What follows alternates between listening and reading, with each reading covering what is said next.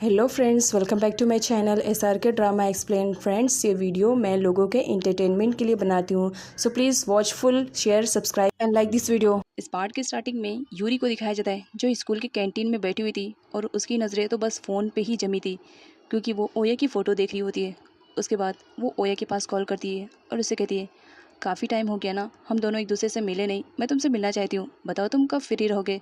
यहाँ पर उसकी बेस्टी को दिखाया जाता है, वो भी आ रही होती है और वो देखती है कि यूरी किसी से बात कर रही है तो समझ जाती है कि ज़रूर कुछ मैटर है। ओया तो यूरी से पहले अपने गार्ड के साथ पहुंचा हुआ था और यूरी का वेट कर रहा होता है। यूरी जब वहाँ पर ओया को देखती है तो दौड़ते हुए सडनली आकर के उसे टाइटली हग कर लेती है और कहती है, फाइनली आज कितने दिनों बाद मिले ना हम। तब यहाँ पर ओया कहता है, मुझे तो समझ में नहीं आ रहा, तुमने मुझे कॉल किया और मिलने के लिए बुलाया। रुको 2 मिनट, मैं तुम्हारा फेस तो देख लूँ। सच में यूरी, तुम बहुत ही ज़्यादा ब्यूटीफुल हो कि मेरी नज़रें तुमसे तो हटती ही नहीं है। यहाँ पर ओया यूरी से कहता है, तुम्हारे लिए सरप्राइज़ प्लान किया है। यूरी कहती, कैसा सरप्राइज़। तब ओया कहता है, मैंने शिप का इंतज़ाम किया है, चलो पानी में चलते हैं, दोनों काफ़ी इंजॉयमेंट करेंगे। अब वो दोनों जाने वाले रहते हैं तभी वहाँ पर दूसरे माफिया के चमचे पहुँच जाते हैं। तो ओया उनसे कहता है, तुम लोग यहाँ पर क्या कर रहे हो। तो वो लोग कहते हैं, देखो बॉस ने तुम्हें बुलाया है और तुम्हें अभी जस्ट चलना पड़ेगा क्योंकि बॉस तुमसे मिलना चाह रहे हैं। बट ओया मना कर देता है ये कहते हुए कि आज का टाइम वो सिर्फ अपनी गर्लफ्रेंड के साथ बिताएगा, तो इसीलिए वो आज कोई भी उसे बुलाए वो बिल्कुल भी जाने वाला नहीं है। तब वो लोग कहने लगते, देखो तुम बहुत बड़ी गलती कर रहे हो, अगर बॉस के बुलाने पर तुम नहीं जाओगे तो इसकी सज़ा क्या है ये तुम अच्छी तरीके से जानते हो ओया, तो बेटर रहेगा तुम हमारे साथ प्यार से चलो। जिस पर ओया कहता है, मैंने मना कर दिया, मतलब मना कर दिया, और वो यूरी को लेकर जाने लगता है। तब वो गुंडे सडनली यूरी को पुश कर देते हैं और यूरी के हाथ पे चोट लग जाती है। ओया एकदम से बौखला जाता है और वो यूरी के पास आता है और उससे कहता है, तुम्हें तुम्हें कहीं चोट तो नहीं लगी, क्या तुम ठीक हो। लेकिन जब वो उसके हाथ की चोट देखता है तो एकदम से पागल सा हो जाता है। माफिया बॉय का चमचा कहता है, देखो अभी तो मैंने सिर्फ पुश किया तो ये हाल है, अगर मैंने मारा तो क्या होगा। ओया को गुस्सा आता है और वो सडनली उसका मुंह नोच लेता है और उससे कहता है, मैंने मना किया ना कि मैं नहीं चाह रहा हूँ, और तुम्हारी हिम्मत कैसे हुई मेरी यूरी को हर्ट करने के लिए। जाओ अपने बॉस से कह दो कि ओया अपनी मर्जी का मालिक है, वो जब जिससे मिलना चाहेगा जब ही आएगा। यहाँ पर उस बंदे की हालत तो बहुत ज़्यादा ख़राब हो जाती है जिसका फेस ओया ने पकड़ा हुआ था। ओया यूरी को लेकर के कार में बैठते हैं और उससे कहता है, तुम ठीक तो हो ना, देखो फिक्र मत करो, ये बहुत जल्दी भर जाएंगे, बस इसके निशान न रह जाएं। अब यहाँ पर ओया बहुत ज़्यादा डर रहा होता है यूरी को लेकर के। तब यूरी उसे शांत करवाती है कि उसे बस ज़रा सी चोट लगी है, इतना परेशान होने की ज़रूरत नहीं है। तो ओया कहता है, ये तुम्हारे लिए मामूली चोट होगी, मेरे लिए बहुत बड़ी चोट है, तुम्हें कितना ज़्यादा पेन हो रहा होगा ना, ये मैं महसूस कर सकता हूँ। तब यूरी उसे काम डाउन करवाती है और बताती है कि देखो मैं ठीक हूँ। ओया को किसी अर्जेंट काम से वहाँ पर जाना था, बट यहाँ पर वो प्रॉमिस करके जाता है कि वो जल्दी ही वापस आएगा। यहाँ पर वो गार्ड से कहता है, यूरी को सही सलामत मेरे घर पर लेकर जाना और उसे आज अपने घर पर बिल्कुल भी जाने की परमिशन मत देना, शायद आज उसके लिए खतरा है। गार्ड ओया को कहते हैं, बॉस हम भी चलेंगे। बट ओया कहता है, मैंने कहा ना, सिर्फ यूरी को लेकर जाओ और उसका ख्याल रखो, उसे एक भी खरोच नहीं आनी चाहिए। वो वहाँ से चला जाता है और गार्ड सारे आकर के कार में बैठ जाते हैं। यूरी देख कर के शौक कि सारे गार्ड्स अगर मेरे पास बैठे हुए तो फिर ओया के साथ कौन है और वो कहाँ गया। वो एकदम से घबरा जाती है और कहती है, मुझे ओया के पास जाना है, मुझे जाने दो। लेकिन गार्ड्स सुनने वाले तो अपने बॉस की हैं, इसी वजह से वो ज़बरदस्ती यूरी को लात फान करके फाइनली ओया के घर पर लेकर आते हैं और उसे कहते हैं, देखो प्लीज़ हमें माफ़ कर देना, हम तुम्हारे साथ ऐसा कुछ भी नहीं करना चाह रहे हैं, बॉस ने कहा है। और उसे कमरे में लॉक कर देते हैं। यूरी बहुत ज़्यादा रो रही होती है और कहती है, डोर ओपन करो, मुझे ओया की फ़िक्र हो रही है, पता नहीं ओया कहाँ पर गया होगा। गार्ड्स उसे कुछ भी नहीं बताते हैं और शांत रहने के लिए कह रहे होते हैं। यूरी का दिल एकदम से बैठा जा रहा होता है, उसे लगता है कि ज़रूर हो ना हो वो जो पर्सन आए थे ज़रूर ओया उनके पास गया होगा, अगर ओया की जान को खतरा हुआ तो वो क्या करेगी। यही सारी बातें बस यूरी सोच रही होती है और उसे समझ भी नहीं आ रहा होता है कि वो यहाँ से जाए कैसे, और ना ही कोई रास्ता था जिसके थ्रू वो यहाँ से भाग सकती थी। यहाँ पर बस वो ओया को याद कर रही होती है और उसकी लास्ट प्रॉमिस को याद कर रही होती है कि वो उसने जाने से पहले उसे प्रॉमिस किया था कि वो जल्दी आएगा। और रो रो करके वो अपनी हालत को एकदम से ख़राब कर देती है कि पता नहीं मेरा ओया किस हाल में होएगा।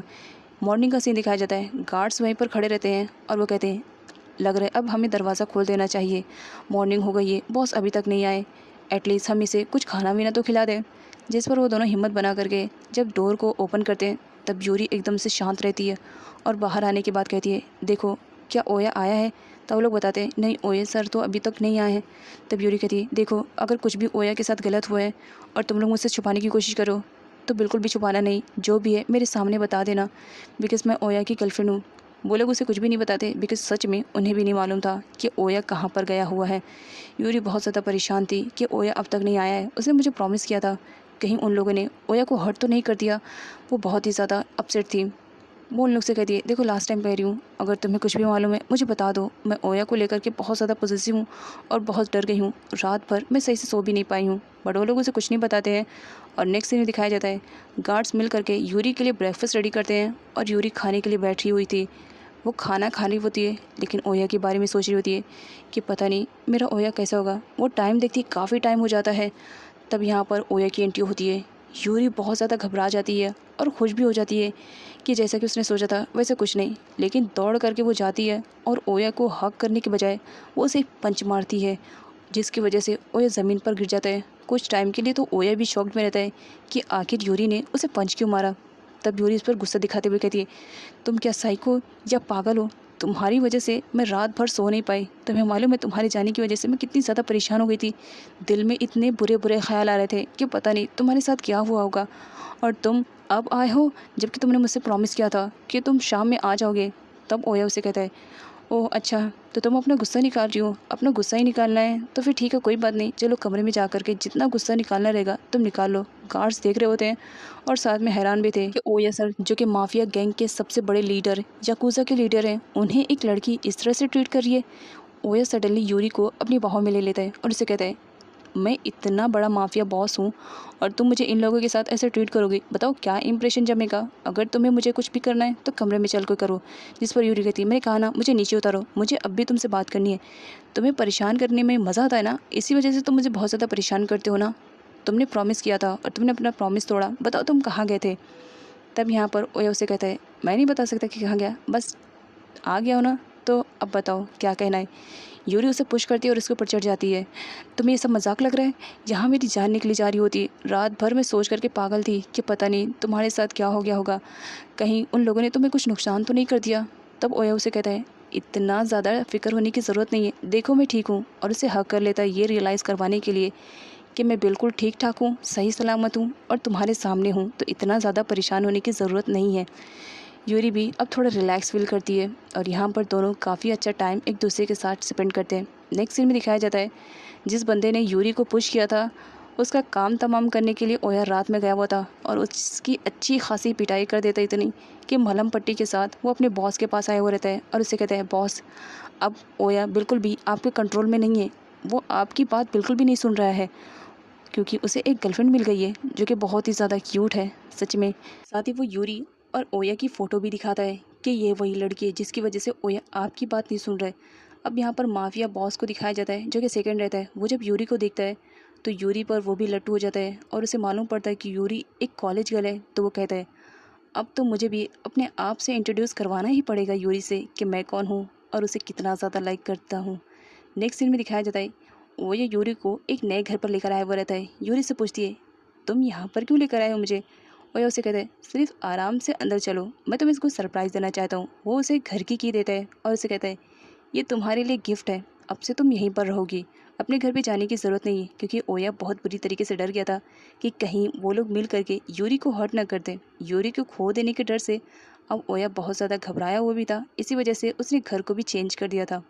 ओया ड्रिंक लेकर आता है। तब यूरी उसे कहती है, तुम इतने टाइम ड्रिंक कर रहे हो, इसका मतलब तुम्हें बाहर नहीं जाना है क्या? तो ओया यूरी से कहता है, आज का मैंने पूरा वर्क पेंडिंग में कर दिया है क्योंकि आज मैं ये पूरा टाइम अपनी गर्लफ्रेंड के साथ बिताना चाहता हूँ।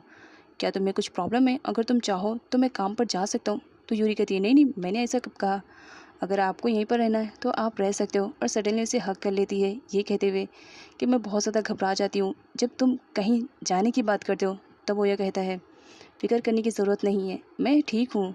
तुम बहुत ज़्यादा सोचती हो मेरे बारे में, शायद इसी वजह से।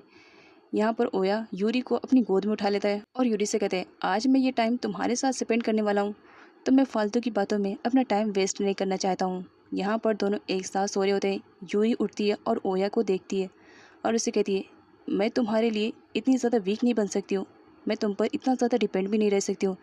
लग रहा है मुझे खुद ही स्ट्रांग बनना पड़ेगा ताकि तुम जो मेरी टेंशन ले रहे हो तुम मुझसे फ्री हो जाओ। नेक्स्ट मॉर्निंग यूरी को सरप्राइज़ मिलता है। ओया अपने गार्ड के साथ यूरी के घर पर आए हुए रहते हैं और वो यूरी से कहते हैं, तुम्हारे लिए कुछ सरप्राइज़ प्लान किया है। लास्ट वाला तो पूरा नहीं हो पाया लेकिन ये वाला ज़रूर पूरा करूँगा। और अपना हाथ आगे करते हुए यूरी को अपना हाथ देने के लिए कहता है। यूरी उसे अपना हाथ देती है और नेक्स्ट सीन में दिखाया जाता है दोनों एक रेस्टोरेंट में पहुँचते हैं। ओया यूरी से कहता है तुम्हें जो पसंद है तुम ऑर्डर कर सकती हो। उस टाइम में ओया वो सारी डिशेस को ऑर्डर कर देता है जो कि यूरी को सबसे ज़्यादा पसंद आता है।